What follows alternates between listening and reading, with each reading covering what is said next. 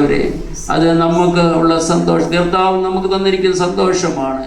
യഥാർത്ഥമായി ക്രിസ്മസ് ആഘോഷിക്കുന്നത്, ഓർക്കുന്നത് നമ്മളാണ്. യേശു എനിക്കായി വന്നു, എനിക്കായി അവൻ പിറന്നു. അവൻ അത്ഭുത മന്ത്രിയാണ്, വീരനാം ദൈവമാണ്, നിത്യപിതാവാണ്, സമാധാന പ്രഭുവാണ്. ഹല്ലേലൂയ! കർത്താവാണ് എൻ്റെ രക്ഷകൻ. ആ കർത്താവ് ആമേൻ എൻ്റെ ഉള്ളത്തിൽ പിറന്നു എന്നുള്ളതാണ് നമുക്ക് സന്തോഷിക്കുവാനുള്ളത്. അതുകൊണ്ട് ആമേൻ വീണ്ടെടുക്കപ്പെട്ട കൂട്ടമേ, ആമേൻ ദൈവത്തിന്റെ ജനമേ, ഹല്ലേലൂയ! യേശു ആമേൻ ഡിസംബർ 25 പിറന്നു, ഏപ്രിൽ മാസം മരിക്കുന്നു, ഉയർക്കുന്നു മാത്രം എന്നുള്ളതല്ല. ആമേൻ യേശു എന്നെ രക്ഷിക്കുവാൻ ലോകത്തിലേക്ക് വന്നു. എനിക്ക് വേണ്ടി അവൻ കാൽവരി ക്രൂശില് മരിച്ചു, അടക്കപ്പെട്ടു. ആമേൻ തിരുവെഴുത്തിൻ പ്രകാരം അവൻ ഉയർത്തെഴുന്നേറ്റു. ആമേൻ മനുഷ്യൻ ആമേൻ പാപം ചെയ്തപ്പോൾ ആമേൻ ദൈവമായ കർത്താവ് ഇങ്ങനെ പറഞ്ഞു സാത്താനോട്, ആമേൻ സ്ത്രീയിൽ നിന്ന് ജനിക്കുന്ന സന്തതി നിന്റെ തലയെ തകർക്കും. ഹല്ലേലൂയ! ആമേൻ! ഹല്ലേലൂയ! ആമേൻ! സ്തോത്രം. അതേ പിന്നെയും യേശു കർത്താവ്, ദൈവമായ കർത്താവ് പറഞ്ഞു, ഹല്ലേലൂയ, അവൻ നിന്റെ കുതികാൽ തകർക്കും. ആമേൻ! അത് യേശു കർത്താവ് കാൽവരി ക്രൂശില് ആമേൻ യാഗമായി അർപ്പിക്കപ്പെട്ടപ്പോൾ, ആമേൻ യേശു കർത്താവിന്റെ ഹല്ലേലൂയ കാലുകൾ പാണിയാൽ തറയ്ക്കപ്പെട്ടപ്പോൾ ആ കാല് മുറിവാൻ ഇടയായി. ആമേൻ നമ്മുടെ പാപനിമിത്തമാണ് അവന്റെ കാലുകൾ, അത് കുതികാല്, അവന്റെ കാൽപാദങ്ങൾ മുറിവേൽക്കുവാൻ ഇടയായത്. സ്തോത്രം. എന്നാൽ ആ മുറിവേറ്റ കാൽപാദങ്ങൾ കൊണ്ട് മരണത്തിന്റെ അധികാരിയായിരുന്ന, പാപത്തിന്റെ അധികാരിയായിരുന്ന പിശാചിന്റെ തലയെ കർത്താവ് തകർത്തു എന്നുള്ളതാണ് നാം ഈ സമയം ഓർക്കേണ്ടത്. ഹല്ലേലൂയ! വാഴ്ചകളെയും അധികാരങ്ങളെയും പിശാചിന്റെ സകല പ്രവൃത്തികളെയും അവൻ തകർത്തുകൊണ്ട് കാൽവരി ക്രൂശില് അവൻ മരിച്ചു, തകർത്തവേ. ഹല്ലേലൂയ! 3-ാം ദിവസം തിരുവെഴുത്തിൻ പ്രകാരം ഉയർത്തെഴുന്നേറ്റു. ഹല്ലേലൂയ! അതാണ് നമ്മുടെ പ്രാഗൽഭ്യം. സ്തോത്രം. പ്രവചനത്തിന്റെ നിവൃത്തി ഹല്ലേലൂയ കാൽവരി ക്രൂശില് പൂർത്തീകരിച്ചു യേശു ക്രിസ്തുവിൽ കൂടെ. ഹല്ലേലൂയ! ആ സന്തോഷമാണ് നമ്മൾ ഓർക്കേണ്ടത്. സ്തോത്രം. ഹല്ലേലൂയ! ആ സന്തോഷത്തിലാണ് നാം എപ്പോഴും ആയിരിക്കേണ്ടത്. അത് കേവലം പടക്കം പൊട്ടിക്കുന്നതോ മേളങ്ങൾ നടത്തുന്നതോ ആയിരിക്കരുത്. അതിനേക്കാൾ ഉപരി യേശു കർത്താവ് എന്നെ രക്ഷിക്കുവാൻ ഈ ഭൂമിയിൽ മനുഷ്യനായി അവതരിച്ചു എന്നുള്ളതായ ആ സന്ദേശം ഏറ്റെടുത്തുകൊണ്ട് എന്റെ പാപത്തിന് പരിഹാരം വരുത്തുവാൻ യേശു കർത്താവ് കാൽവറി ക്രൂശില് ലോകത്തിന്റെ പാപത്തെ ചുമന്നൊഴിക്കുന്ന ദൈവകുഞ്ഞാടായി യാഗമായി അർപ്പിക്കപ്പെട്ടു. ഹല്ലേലൂയ! അതാണ് ക്രിസ്മസിന്റെ സന്ദേശം. സ്തോത്രമല്ല, അത് മാത്രമല്ല, സ്തോത്രം. ഹല്ലേലൂയ! ഡിസംബർ 25 എന്നുള്ളത് നമുക്ക് സുവിശേഷം അറിയിക്കുവാനും പ്രസംഗിക്കുവാനും ഒക്കെ ഉള്ളതായ നാളുകളായിട്ട് ഉപയോഗപ്പെടുത്തുന്നത് നല്ലതാണ്. എന്നാൽ അതൊരു ആഘോഷമായി ലോകത്തിന് അനുരൂപമായി തീരരുത് എന്നുള്ളതാണ് ദൈവവചനം പറയുന്നത്. നിങ്ങൾ ലോകത്തിന് അനുരൂപമാകരുത്.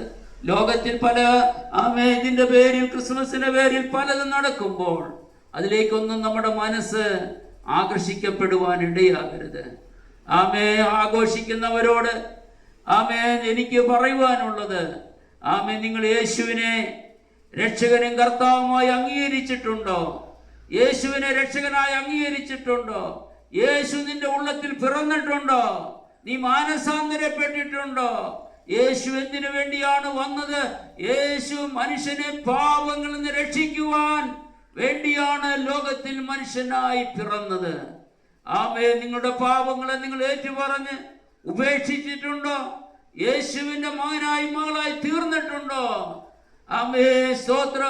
യേശു നിന്റെ ഉള്ളത്തിൽ രക്ഷകനും കർത്താവുമായി നീ അംഗീകരിച്ചിട്ടുണ്ടോ എന്നുള്ളതാണ് ലോകത്തോട് എനിക്ക് ചോദിക്കുവാനുള്ളത്.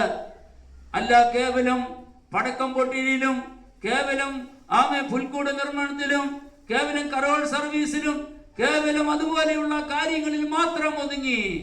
ആമേൻ. യേശുവിന്റെ പിറവിയുടെ മഹാത്മ്യം, അത്ഭുതം എന്താണെന്ന് അറിയാതെ പാപത്തിൽ കുടുങ്ങിക്കിടക്കുന്ന മനുഷ്യ, ആമേൻ, യേശുവിനെ സ്വന്തം രക്ഷിതാവും കർത്താവുമായി അംഗീകരിക്കൂ. പാപങ്ങളെ ഏറ്റുപറഞ്ഞ് ഉപേക്ഷിക്കൂ. ആമേൻ. ക്രിസ്തുവിൽ ഒരു പുതിയ സൃഷ്ടിയായി തീരൂ. ആമേൻ. അങ്ങനെ യേശുവിന്റെ പുതിയ സൃഷ്ടിയായി യേശുവിന്റെ മക്കളായി തീർന്നവരെ യേശു ചേർക്കുവാൻ വീണ്ടും വരുമെന്നുള്ള സന്ദേശമാണ് ഈ ദിനം നമ്മൾ പ്രഘോഷിക്കേണ്ടത്. യേശു വരുന്നു. എന്തിനു വരുന്നു? തന്റെ രക്തത്താൽ വീണ്ടെടുക്കപ്പെട്ട വിശുദ്ധരെ ചേർക്കുവാൻ. യേശുവിനെ രക്ഷിതാവും കർത്താവുമായി അംഗീകരിച്ച വിശുദ്ധന്മാരെ ചേർക്കുവാൻ. യേശു താമസമെന വാനമേഘങ്ങളിൽ വെളിപ്പെടാൻ പോകുന്നു. അതാണ് നമ്മൾ ഓർത്ത് കാത്തിരുന്ന് പ്രാർത്ഥനയോടെ വിശുദ്ധിയോടെ ഓർക്കുകയും ആഘോഷിക്കുകയും ചെയ്യേണ്ടത്. യേശു കർത്താവ് വരുന്നു. അവൻ വരുന്നത് ഇനി രക്ഷകനായിട്ടല്ല, ഇനി അവൻ വരുന്നത് വീണ്ടെടുപ്പുകാരനായിട്ടാണ്. ബൈബിളിന്റെ ആകെ മൊത്തം സന്ദേശം എന്ന് പറയുന്നത് വീണ്ടെടുപ്പാണ് എന്നുള്ള കാര്യം ഞാൻ ഈ സമയത്ത് പ്രസ്താവിക്കുകയാണ്. എന്താണ് വീണ്ടെടുപ്പ്? സ്ത്രീയിൽ കൂടെ പിശാച് പ്രവർത്തിച്ചു. മനുഷ്യനിലേക്ക് പാപം കടന്നു. ആ പാപത്തിന്റെ ശമ്പളമാകുന്ന മരണത്തിൽ നിന്ന് ക്രിസ്തു യേശുവിൽ കൂടെ മനുഷ്യനെ ഒഴിക്കുന്ന രക്ഷയാണ് വീണ്ടെടുപ്പ് എന്ന് പറയുന്നത്. അതാണ് ബൈബിളിന്റെ സന്ദേശം എന്ന് പറയുന്നത്. വീണ്ടെടുപ്പ് എന്നുള്ളതാണ്. അതിനു വേണ്ടിയാണ് യേശു കർത്താവ് ഈ ഭൂമിയിൽ മനുഷ്യനായി അവതരിച്ച് 33 തിരുവയസ്സിൽ കാൽവറി ക്രൂശില് മാനവജാതിയുടെ പാപത്തെ ഏറ്റെടുത്തുകൊണ്ട് യേശു കർത്താവ് യാഗമായി അർപ്പിക്കപ്പെട്ടത്. സ്ത്രീയുടെ സന്തതി നിന്റെ തലയെ തകർക്കുമെന്ന് പിശാചിനോട് ദൈവമായ കർത്താവ് പറഞ്ഞത് അന്ന് അവിടെ പൂർത്തീകരിച്ചു.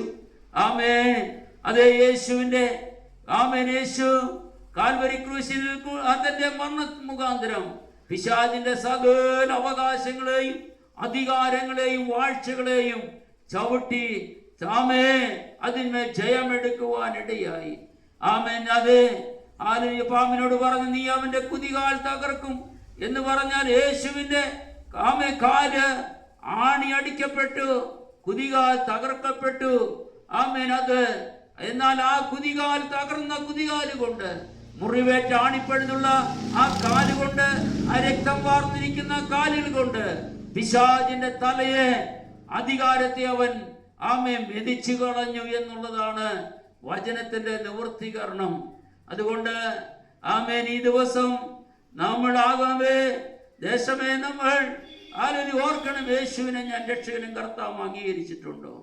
അതോ കേവലം ആഘോഷങ്ങളിൽ മാത്രം ഒഴുകിയിരിക്കുകയും ലോകത്തിന്റെ പാപങ്ങളിൽ ജീവിക്കുകയും ചെയ്യുന്ന വ്യക്തിയാണെങ്കിൽ യേശു ഇനി വരുന്നത് വിശുദ്ധന്മാരെ ചേർക്കുവാനും അനന്തരം യേശു ലോകത്തിൽ ഭൂമിയിൽ കാലുകുത്താൻ പോകുന്നത് ലോകത്തെ ന്യായം വിധിക്കുവാൻ വേണ്ടിയാണ്. ലോകത്തെ അവൻ ന്യായം വിധിക്കും. സകല മനുഷ്യരെയും, രക്ഷിക്കപ്പെടാത്ത സകലരെയും ന്യായം വിധിച്ച് അഗ്നിക്കുള്ള നരകത്തിൽ തള്ളിവിടുമെന്നുള്ളതാണ്. അത് ഈ ദിനത്തിൽ നാം വീണ്ടും ഓർത്തിരിക്കേണ്ട കാര്യങ്ങൾ. ആകിയാൽ യേശു കർത്താവിന്റെ ജനനം സകല മനുഷ്യർക്കും ഉണ്ടാകുവാനുള്ള മഹാസന്തോഷമായിരുന്നു. സമാധാനം തരുന്നവനായി ഈ ഭൂമിയിൽ പിറന്നു. എന്നാൽ സമാധാനമില്ലാതെ, സന്തോഷമില്ലാതെ, യേശുവിന്റെ പിറവിയെ പറ്റി വേണ്ടവണ്ണം മനസ്സിലാക്കാതെ കേവലം ആഘോഷങ്ങളിൽ മാത്രം ഒഴുകിയിരിക്കുന്ന ജനമേ, യേശു നമ്മുടെ വീട്ടിലും നമ്മുടെ ഹൃദയത്തിലും ഉണ്ടെങ്കിൽ നമ്മുടെ സമാധാനം അവനിൽ ഉണ്ടാകും. ഹല്ലേലൂയ. അവൻ സമാധാനത്തിന്റെ പ്രഭുവാണ്. സ്തോത്രം. ഹല്ലേലൂയ. യേശു നമ്മുടെ ഹൃദയത്തിൽ, യേശു നമ്മുടെ ജീവിതത്തിൽ ഉണ്ടെങ്കിൽ കേവലം അതൊരു ആരാധനയിലോ മറ്റ് കർമ്മങ്ങളിലോ ഒതുങ്ങി നിൽക്കുന്നതല്ല. അത് ജീവിതത്തിൽ, ജീവിതാവസാനം വരെയും ആ കർത്താവിൽ നമ്മളായിരിക്കണം. അവന്റെ വചനപ്രകാരം നമ്മൾ ജീവിക്കണം. അങ്ങനെ തന്നെ ജീവിക്കുന്ന വിശുദ്ധന്മാരെ ചേർക്കുവാൻ കർത്താവ് താമസമിന വാനമേഖല വെളിപ്പെടാൻ പോകുന്നു. കർത്താവ് നമ്മെ അനുഗ്രഹിക്കട്ടെ. സ്തോത്രം.